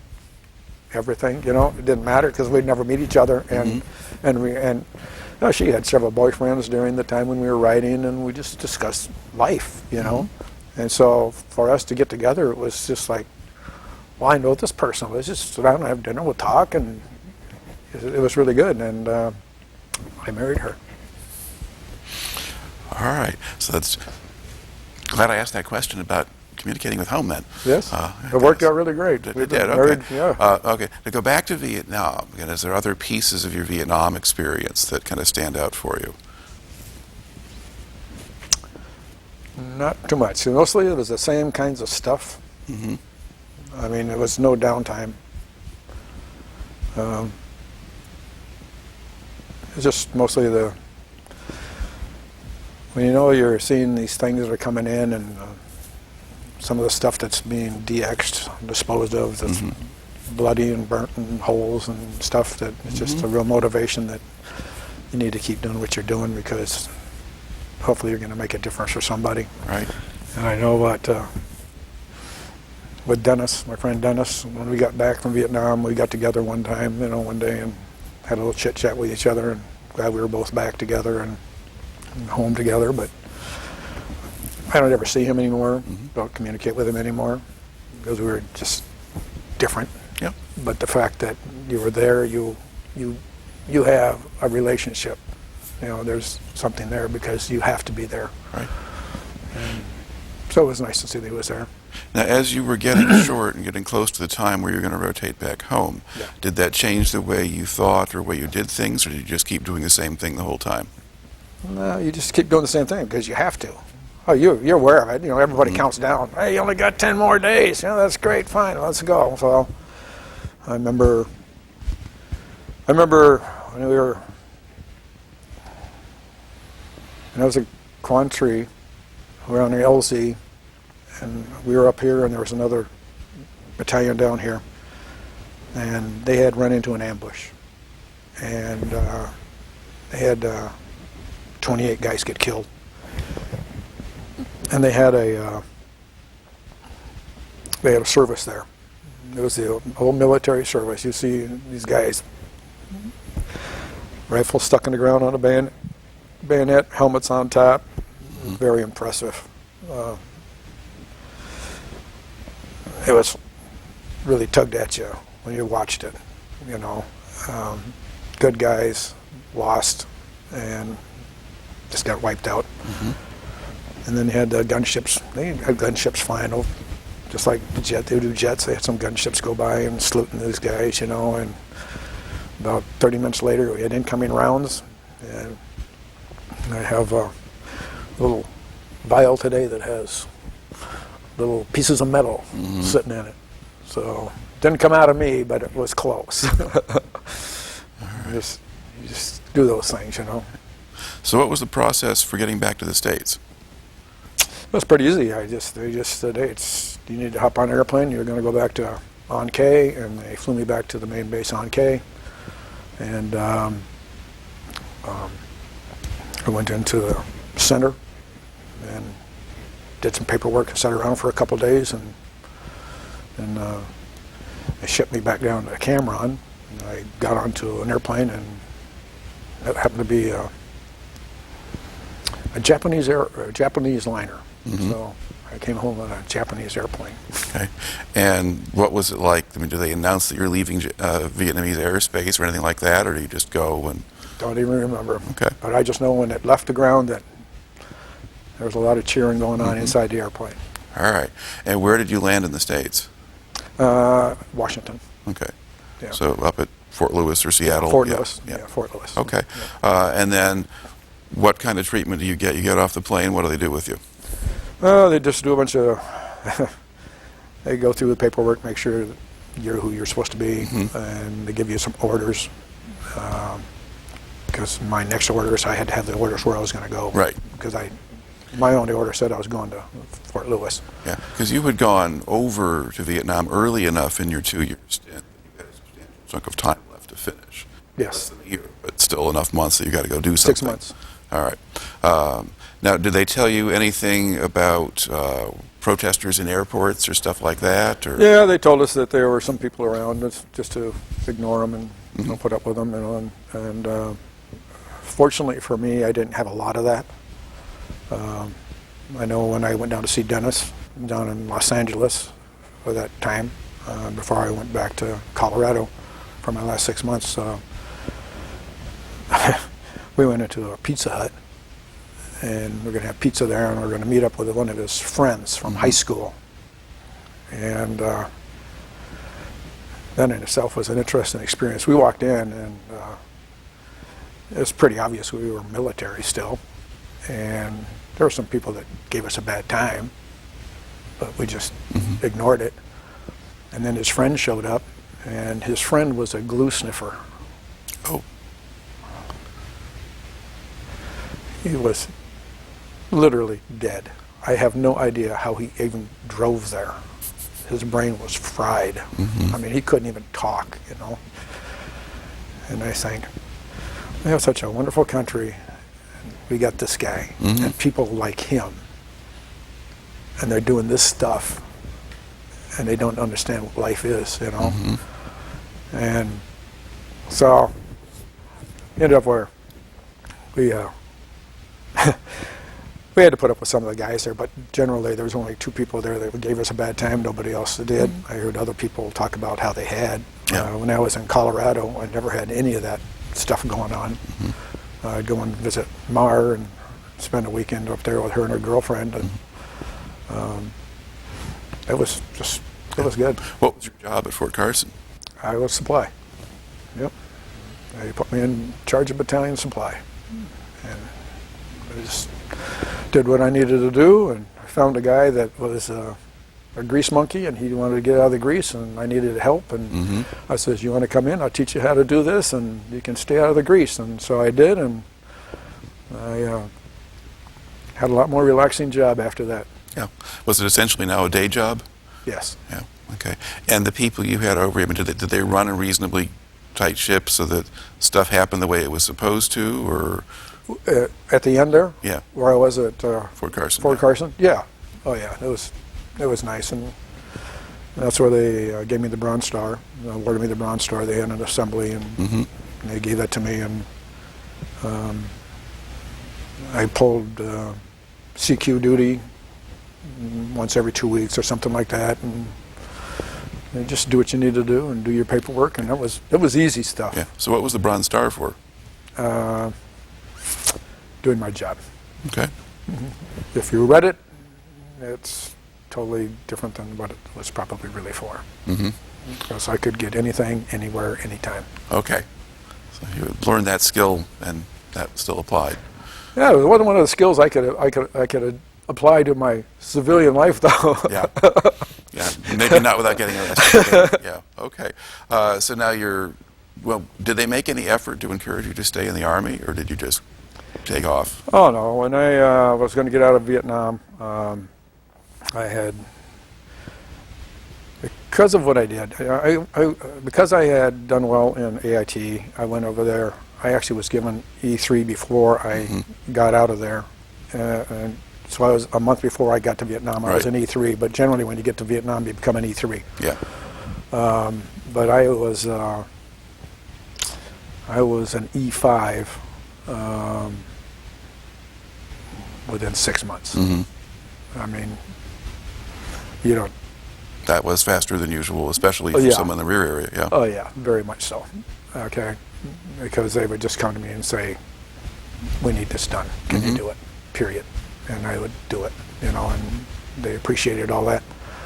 A nice group of guys to work for, because I knew I had their support. When I was about to leave, they said, you know, you have 6 months to go. We're going down to be leaving the Quang Tri area. We're probably going to be heading to the Iron Triangle. We want to make you an E6 if you'll stay.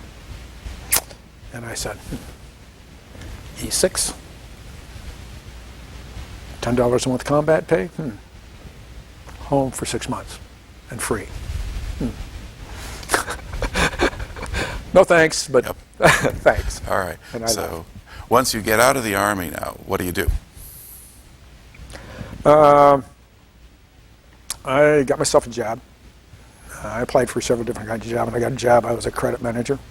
Actually, I was a collection manager for Search Credit Department, and I did that for 2 years. And there's a lot of potential there for progress and movement up through the field and stuff like that. Dad always taught me a good work ethic, and so I was. But I had become a Christian at the time, and I had a really, really hard time with that kind of a job. I remember knocking on somebody's door. The guy had fallen off a ladder and broken his back. He had a wife, 3 kids. He wasn't working, and he couldn't pay his bills. I was supposed to go over there and tell him, if he doesn't pay me, I'm taking all of his furniture, and he and his wife and kids can forget it. My heart says, how can I help you? So my job and my Christian values didn't fit very well together. And so I decided maybe I needed to do something else, and I had written some letters out to maybe go back to college, because I had obviously grown up a lot. I mean, I grew up. That's one thing the Army did for me in my Vietnam experience, that done big time. And I decided I wanted to get into wildlife management, and I wrote a guy a letter. He was in the Department of Interior, and he was a regional director, and he says, well, go here, here, here, here. One of the colleges he suggested I go to was South Dakota State University. So I applied to South Dakota State University, got accepted, walked into my boss, who was a credit manager at the store. He was going to give me a bad time because one of my girls picked up a couple bad accounts instead of losing them. And I says, Hal, just wait a minute. You don't have to go there, buddy. Actually, I wanted to come in and talk to you because you have my 2 weeks notice. I'm leaving. What are you can't do this to us. What are you doing? I says, you know what? I have a new life that I need to do and something I want to do. So my wife and I packed up our bags and we went to South Dakota in the middle of December and started a new life. And I graduated as a wildlife biologist. I then, in my last semester, well, here's a God thing, okay? I don't know where you are in relationship to Christ or any of that, but my life has just been filled with this stuff because I go back to Vietnam in that tent, and my wife, and many discussions that we had had. She'd talk about the Bible, and I'd talk about the history books. You know, how do those work, dear? You know, great discussions. But I applied to South Dakota State, and they accepted me. Then I was going to graduate. Before I graduated, I was asked to teach a Sunday school class in church, so I went there. I was a new Christian. I didn't know anything. I'm serious. I didn't know the song "Jesus Loves Me." I mean, literally, I knew who Christ was, and the discussions, and I knew the Bible in the sense of that process. But for a lot of facts and details, so I figured teaching Sunday school would really be good for me. 9th grade. Oh. They were going to kill me, you know. So I took that and I did Sunday school, but I really enjoyed the teaching process. So I told Mara that, my wife, I said maybe I should do something about learning something about education if I'm really enjoying this, because it's a lot of fun. And I read in the school newspaper that the largest student body organization on campus was having a reorganization meeting, and it was the Student Teachers Association. And I says, I should at least go become a member of that and start learning something about education if I'm thinking about going that direction. So I went there that night. When I went home, my wife says, how'd the meeting go? I says, well, it must have gone pretty well. I'm president of the organization. Yeah, serious. And the way God used that is that when I first went to college, I didn't go to very many classes, and they asked me to leave. I had a lot of D's and F's. I had a lot of bad grades. In itself was a learning process for me.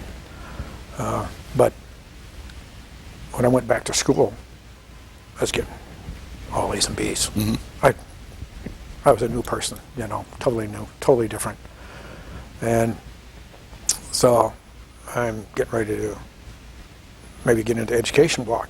So I went and saw my counselor and said, hey, how do I do this? And he says, well, this is what you got to do. He says, but you got a problem. And I says, what do you mean I have a problem? She says, well, you have 3.99 average, 2.99 average. You'd have to have a 3.0 to get into the education block. 1/100th of a point. I says, well, can I apply through that? She says, yeah, but you have to have a 3.0, and the board has never approved anybody. Never approved anybody. I said, well, let's try. At least I want to, you know, the answer is no if you don't ask. So I filled out a requisition form and visited and stuff and went through the process. And she called me up to come back in. So I went in and she says, you're in. She says the board couldn't not approve the person that was the president of the student association. Well, weren't your lower grades from your earlier time in college, were they counting those? Yeah. Yeah. That was the whole problem. Yeah, because you're, yeah, see. I was down here, and Right. here I was the new man up here, Yeah. but I didn't get to the 3.0. I had a 2.99. Yeah. And they had never approved anybody. And because I went to There that you were. one meeting and became the president of the Student Education Association, they couldn't afford not to pass me in to the education block. Right. Because I was their president. Right. Sure. Well, The God used that. Boom, there I was. there you go. And then I got done with that, and I started applying for jobs. And I applied for wildlife jobs, and I applied for teaching jobs. And I had a couple of job offers I didn't want to go to, but then the guy called me up. Well, there was a job. It was at Lansing Christian School in Lansing, Illinois. And Mar says, "You're not going to Chicago. Stay away from Chicago." Fine, no problem with me. I didn't like the big city either. And so this Ed Mulder called me. I actually called home, talking to my wife.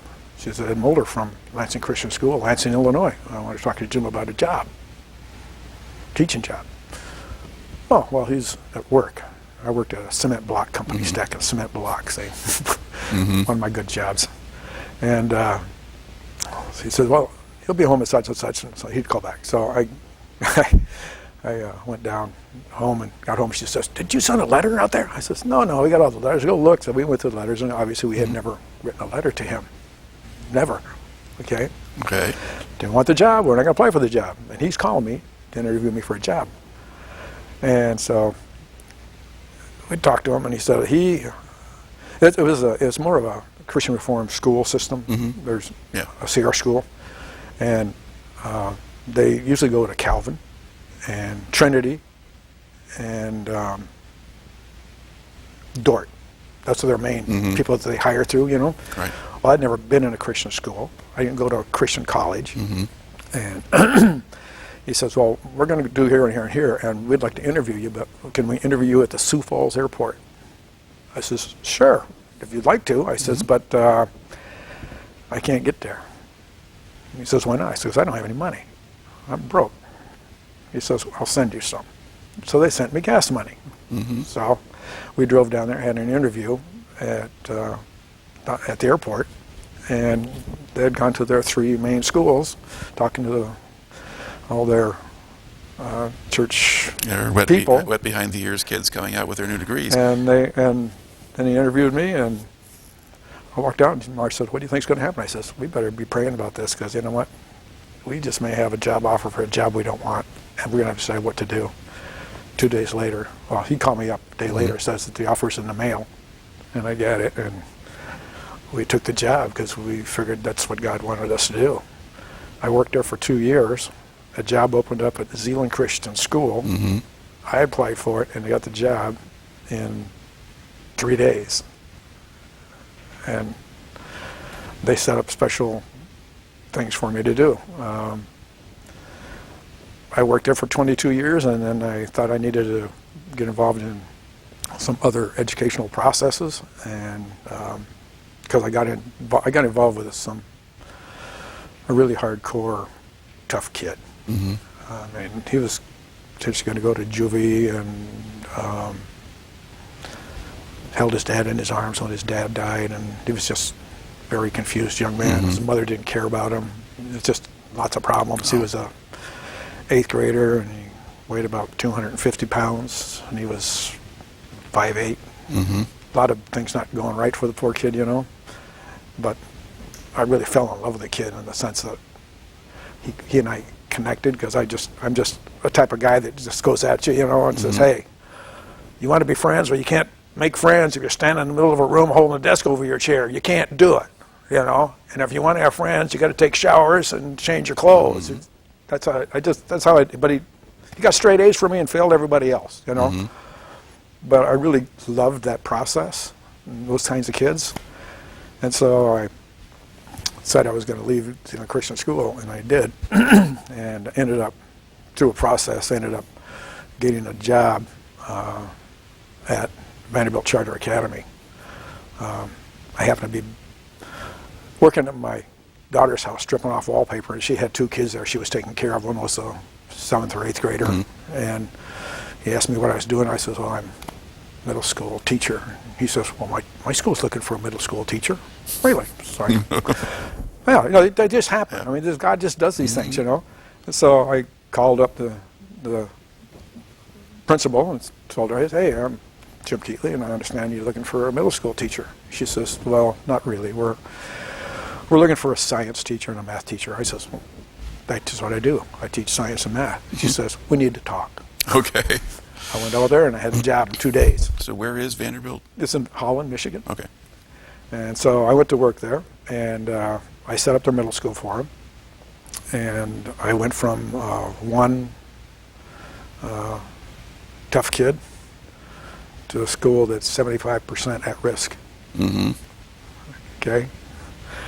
And when you say, God, I'd like to work with more kids like this, sometimes you need to be more specific, mm-hmm. because he'll give you a lot more than what you expect, you know? Right. And it was the best job I ever had. I set up the school system, and our principal I set up the middle school, and our principal got cancer. He was going to die, and he knew it, so they took the assistant principal and going to move him into the principal's job, Ivan. And then they advertised inside school and outside the school. Anybody interested, fill out a letter of interest, and they'd move on. And I talked to Mar, and we decided, you know, I really love teaching. I love what I'm doing. I didn't do it. I went downstairs working in the workroom one day, and the principal comes out and he says, Jim, I want to talk to you a minute. So I said, sure. So I walk into his office, and Ivan walks in right after. And he says, hey, see, you didn't fill out a letter of interest for the assistant principal's job. And I says, you know, you're very observant. You're right. I didn't do it. And he says, well, we want you to. We want you to be interested. Really? I says, you know, I really like what I'm doing. I don't know that I want to do that. I says, but I'll tell you what. I usually let God give me some instructions of what I need to do, at least on my heart, what's right or what's wrong and direction to go. I says, I'll think about it and pray about it for the next 4 or 5 days, and I'll let you know. So I did, and I finally said, hey, if this is what God wants me to do. Mm-hmm. So I filled out a letter of interest, turned it in. I had a 7-minute interview with the principal and the district superintendent, and had the job. And that's because Ivan sat there in the room with us, and he says, I want you to be mm-hmm. with me. I want you to help me run this school, because we fit like this. Yep. And it was the best job I ever had. It was marvelous. And once again, I didn't apply for that mm-hmm. job either. So most of my jobs were basically designed and set up by God so I could do whatever he wanted me to do. And mm-hmm. it's been fun. All right. Now, when you look back to the time you spent in the military, I mean, in what ways do you think that kind of helped set you up for what came later? What did you take out of that? I mean, you said you grew up a little, you became a better student. But... Well, you know, part of the process is that you know, as I told you earlier, Dad set me up to say, you're independent, yourself. You mm-hmm. can take care of yourself one way or another, wherever you go, whatever you do, you're the person. And in the process of the experience of Vietnam and life in itself, of not doing what I need to do in college to be successful and things like that, failing myself, mm-hmm. that through that process and through that experience of Vietnam, realizing there is more in this world than just me. Mm-hmm. Because it was all me, you know, and not anymore. Mm-hmm. It's people, and the fact that I had to put everything I could into what I was doing to try to save American lives of people that I knew, names that I knew, helped me realize that it's not about Jim Keatley. Mm-hmm. It never was, never will be.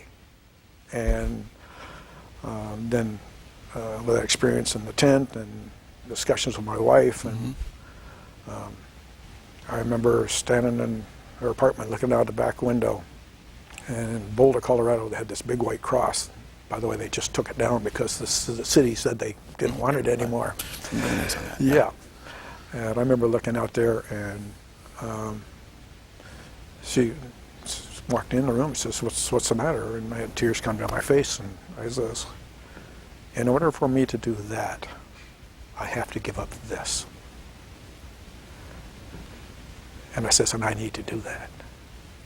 And that's the day I committed my life to Christ. And you never forget that.